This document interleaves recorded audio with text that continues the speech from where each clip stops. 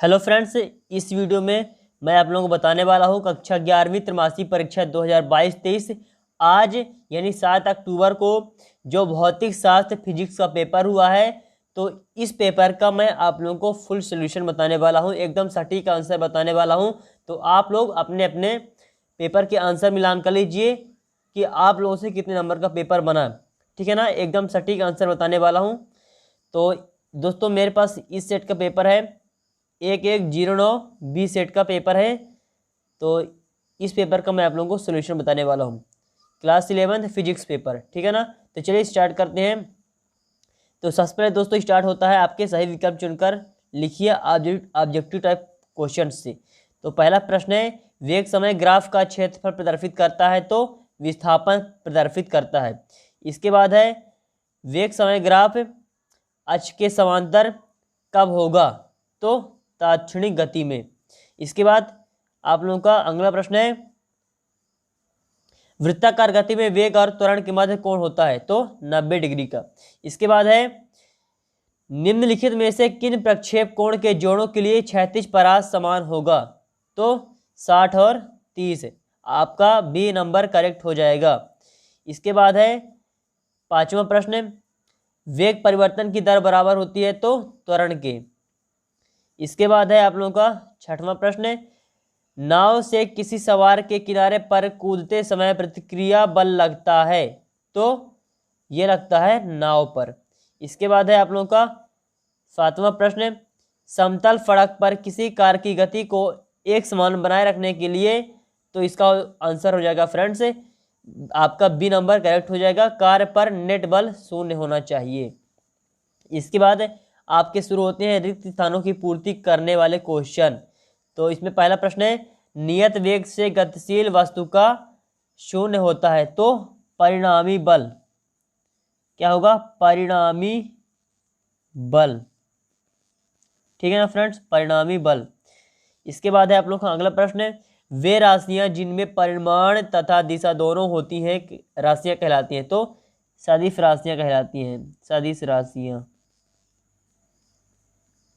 इसके बाद है, अधिकतम क्षैतिज परास प्राप्त करने के लिए प्रक्षेप कोण होना चाहिए तो 45 डिग्री का होना चाहिए। इसके बाद है आप लोगों का चौथा नंबर जो क्वेश्चन है, बल तथा समयावधि के गुणनफल को क्या कहते हैं तो आवेग कहते हैं, आवेग, आवेग। इसके बाद है, यदि किसी पिंड पर लगने वाला नेट बाह्य बल 0 है तो उसका त्वरण होता है तो त्वरण भी 0 होगा, 0। इसके बाद है, रॉकेट नोदन पर आधारित है। तो दोस्तों जो रॉकेट नोदन होता है वो आपका संवेग संरक्षण पर आधारित होता है। तो रॉकेट नोदन संवेग संरक्षण, संवेग संरक्षण पर आधारित होता है। इसके बाद है, घर्षण द्वारा किया गया कार्य होता है तो घर्षण द्वारा किया गया कार्य ऋणात्मक होता है, ऋणात्मक होता है। इसके बाद आप लोगों का जो प्रश्न क्रमांक तीसरा है, एक वाक्य में उत्तर दीजिए। तो इसमें दोस्तों आप लोगों का पहला प्रश्न है कि एक वस्तु को ऊर्ध्वाधर ऊपर की ओर फेंकने पर वह 6 सेकंड में अधिकतम ऊंचाई तक पहुंच जाती है। अधिकतम ऊंचाई से पुनः हाथों तक आने में कितना समय लगेगा तो इसका जो आंसर होगा फ्रेंड्स वो होगा आपका 3 सेकंड, ठीक है ना, 3 सेकंड, 3 सेकंड का समय लगेगा। इसका आंसर होगा 3 सेकंड।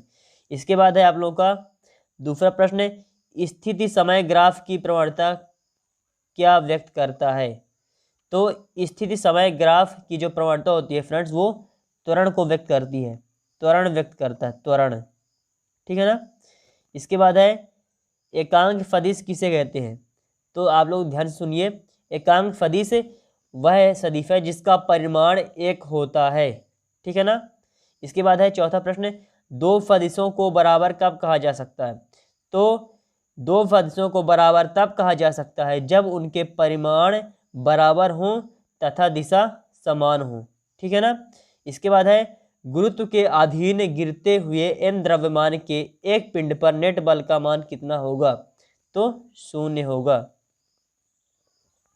इसके बाद है आप लोग का अगला प्रश्न है, आवेग का एसआई मात्रक लिखिए। तो आवेग का एसआई मात्रक दोस्तों होता है न्यूटन सेकंड।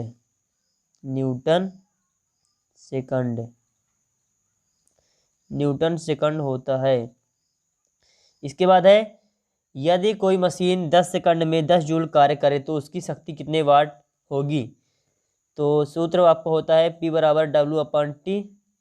तो आपका जो कार्य है वो 10 जूल है और समय भी 10 सेकंड है, तो 10 10 हो गए 1, तो समय हो जाएगा आपका 1, मतलब शक्ति, सॉरी फ्रेंड्स, आपकी जो शक्ति होगी वो होगी 1 वाट। इसके बाद है आप लोगों का चौथा प्रश्न है, सही जोड़ी मिलाकर लिखिए। तो आप लोगों का कॉलम है कॉलम भी है। तो जो आपका पहला क्वेश्चन है पारसेक, तो जो पारसेक का जो सही जोड़ी होगी वो मिलाई जाएगी आपकी डी नंबर से, ठीक है ना। 3.0 वाट गुणे 10⁻16 मीटर, ये हो गई पारसेक, ये पारसेक का मान होता है। और आवर्तकाल की बीमा, तो आवर्तकाल की बीमा दोस्तों जो होती है वो होगी आपकी, ये नंबर से मिलान होगा M0L0 T−1, ठीक है ना। इसके बाद प्रकाश वर्ष की बीमा बीमा तो प्रकाश वर्ष की जो बीमा होती है फ्रेंड्स वो होगी आपकी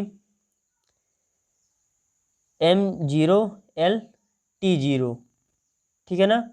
इसके बाद है नैनोमीटर, तो इसका हो जाएगा 10⁻⁻9 मीटर। इसके बाद है आपेक्षिक घनत्व, तो आपेक्षिक घनत्व का हो जाएगा फ्रेंड्स M0L0T0, क्योंकि आपेक्षिक घनत्व एक ये अदिश राशि है, मतलब अदिश नहीं फ्रेंड्स, सॉरी, विमाहीन राशि है। आपेक्षिक घनत्व विमाहीन राशि है, इसलिए इसकी कोई विमा नहीं होगी, इसलिए सब 0 है, M0L0T0। इसके बाद है खगोलीय मात्रक, तो खगोलीय मात्रक का हो जाएगा फ्रेंड्स आप लोगों का 1.496 गुणे 10⁻11 मीटर।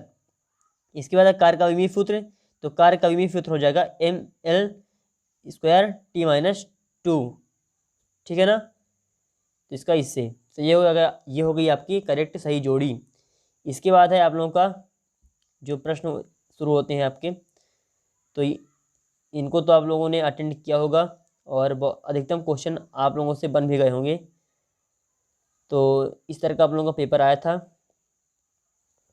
तो उम्मीद करूंगा आप लोगों का पेपर अच्छा गया होगा, सभी लोग अच्छे नंबर पाएंगे फिजिक्स के पेपर में। तो चलिए फ्रेंड्स, इसी बात पर आप लोग, इस सॉल्यूशन को मैंने आप लोगों को दिखाया है, ऑब्जेक्टिव प्रश्नों के सॉल्यूशन करेक्ट आंसर मैं आप लोगों को बता दिया हूँ। तो इसी बात पर आप लोग चैनल को सब्सक्राइब और वीडियो को लाइक कर दीजिएगा। तो चलिए फ्रेंड्स, मिलता हूँ आप सभी से नेक्स्ट वीडियो में किसी अगले विषय के पेपर के सॉल्यूशन के साथ। तो फ्रेंड्स, तब तक के लिए जय हिंद, जय भारत, वंदे मातरम।